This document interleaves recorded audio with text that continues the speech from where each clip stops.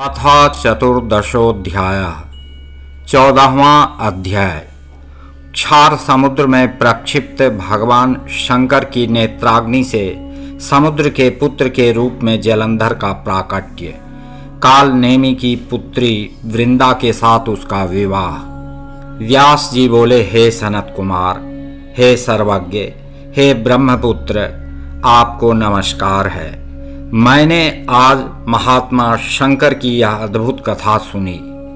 हे ब्रह्मन, शिवजी के द्वारा भाल नेत्र से उत्पन्न हुए अपने तेज को क्षार समुद्र में फेंक दिए जाने पर क्या हुआ? हे तात, उसे शीघ्र कहिए। सनत कुमार बोले, हे तात, हे महाप्राज्ञ, अब आप शिव की परम अद्भुत लीला को सुनिए, जिसे श्रद्धा से सुनकर भक्त योगियों की गति प्राप्त करते हैं। शिवजी के तीसरे नेत्र से उत्पन्न वह तेज जो खारे समुद्र में फेंक दिया गया था, शीघ्र ही बालक रूप हो गया। सभी लोगों को भय देने वाला वह बालक वहां गंगा सागर के संगम पर स्थित हो बड़े ऊंचे स्वर में रोने लगा। उस रोते हुए बालक के शब्द से पृथ्वी बारंबार कंपित हो उठी और स्वर्ग तथा सत्यलोक उसके स्वर से बहरे हो गए। उस बालक के रुदन से सभी लोक भयभीत हो उठे और समस्त लोकपाल व्याकुल चित्त हो गए। हे विप्रेंद्र, हे तात, हे विभो, अधिक कहने से क्या प्रयोजन? उस शिशु के रुदन से चराचर सहित संपूर्ण जगत चलायमान हो उठा। उसके बाद मुनियों के सहित व्याकुल समस्त देवता लोक गुरु पितामह ब्रह्मा की शरण में गए। वहां जाकर इंद्र सहित सभी देवताओं तथा मुनियों ने ब्रह्मा को प्रणाम कर तथा उनकी स्तुति कर उनसे कहा। देवता बोले, हे लोकाधीश, हे सुराधीश, हम लोगों के समक्ष भय उपस्थित हो गया है। हे महायोगिन, उसका विनाश कीजिए, यह अद्भुत ध्वनि उत्पन्न हुई है।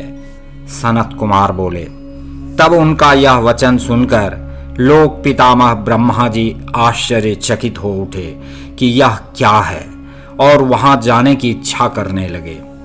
हे तात, तब ब्रह्मा जी देवताओं के साथ सत्यलोक से पृथ्वी पर उतरे और उसका पता लगाते हुए समुद्र के किनारे गए। सभी लोकों के पितामह ब्रह्मा ज्यों ही वहां आए त्यों ही उन्होंने समुद्र की गोद में उस बालक को देखा। ब्रह्मा को आया हुआ देखकर देव रूप धारण कर सागर ने सिर झुकाकर उन्हें प्रणाम करके उस बालक को उनकी गोद में डाल दिया। तदनंतर विस्मय में पड़े हुए ब्रह्मा जी ने समुद्र से यह वचन कहा, हे जल राशि, शीघ्र बताओ कि यह अद्भुत बालक किसका पुत्र है? सनत कुमार बोले, तब ब्रह्मा जी का वचन सुनकर समुद्र बड़ा प्रसन्न हुआ और वह हाथ जोड़कर नमस्कार कर स्तुति करने के उपरांत ब्रह्मा जी से कहने लगा। समुद्र बोला, हे ब्रह्मन, हे सर्वलोक स्वामिन, मुझे गंगा सागर के संगम पर यह बालक अकस्मात प्राप्त हुआ है और मैं नहीं जानता कि यह किसका बालक है। हे जगत गुरु, आप इसका जात कर्मादि संस्कार कीजिए और हे विधाता, इसके जातक संबंधी समस्त फलों को बताइए। सनत कुमार बोले, जब समुद्र ब्रह्मा जी से इस बात को कह रहा था, तभी उस बालक ने ब्रह्मा का कंठ पकड़ लिया। यद्यपि वे अपना गला बारंबार उससे छुड़ा रहे थे। हे व्यास जी, ब्रह्मा जी गला छुड़ाने का बहुत प्रयत्न कर रहे थे, किंतु उस बालक ने इतने जोर से उनका कंठ दबाया कि पीड़ित ब्रह्मा के नेत्रों से जल टपकने लगा। तब ब्रह्मा जी ने किसी प्रकार उस महातेजस्वी समुद्र पुत्र के दोनों हाथों से अपना गला छुड़ाया और वे आदर पूर्वक समुद्र से कहने लगे। ब्रह्मा जी बोले, हे सागर, सुनो, मैं तुम्हारे इस पुत्र का समस्त जातकोक्त फल विचार कर कहता हूं। इसने मेरे नेत्रों से निकले हुए जल को धारण किया है, इसलिए यह जलंधर इस नाम से प्रसिद्ध होगा। यह इसी समय तरुण सर्वशास्त्रार्थवेत्ता, महापराक्रमी, धैर्यवान तथा रण दुर्मद योद्धा है। तुम्हारे तथा कार्तिकेय के समान यह युद्ध में गंभीर होगा। यह संग्राम में सबको जीत लेगा तथा समस्त ऐश्वर्य से परिपूर्ण होगा। यह बालक समस्त दैत्यों का अधिपति होगा तथा विष्णु को भी जीतने वाला होगा। इसका पराभव कभी नहीं होगा। रुद्र को छोड़कर यह सभी प्राणियों से अवध्य होगा। जहां से इसकी उत्पत्ति हुई है, अंत में यह वहीं जाएगा। इसकी पत्नी महापतिव्रता, सौभाग्य को बढ़ाने वाली, सर्वांग सुंदरी, मनोहर, प्रिय वचन बोलने वाली तथा शील का सागर होगी। सनत कुमार बोले, ऐसा कहकर दैत्य गुरु शुक्र को बुलाकर ब्रह्मा जी ने उस बालक को राज्य पर अभिषिक्त करवाया और समुद्र से आज्ञा लेकर वे अंतर्धान हो गए।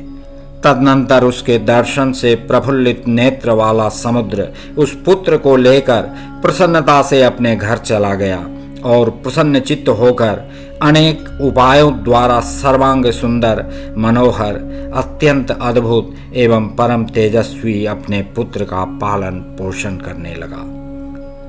उसके बाद सागर ने महान असुर कालनेमी को बुलाकर उसकी वृंदा नामक पुत्री को उसकी भार्या के निमित्त मांगा।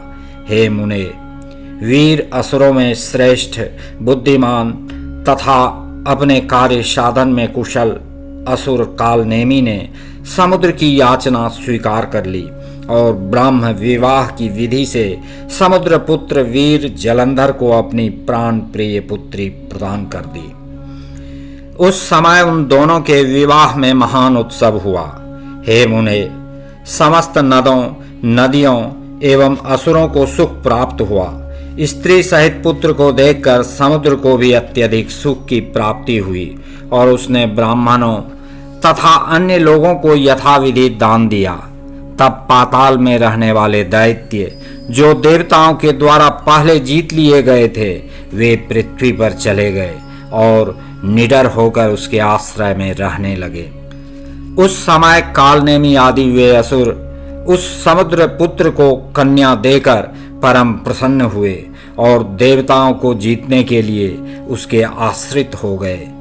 असुर वीरों में मुख्य वीर वह समुद्र पुत्र जितेंद्रिय जलंधर अति सुंदरी भार्या को प्राप्त कर शुक्राचार्य के प्रभाव से राज्य करने लगा।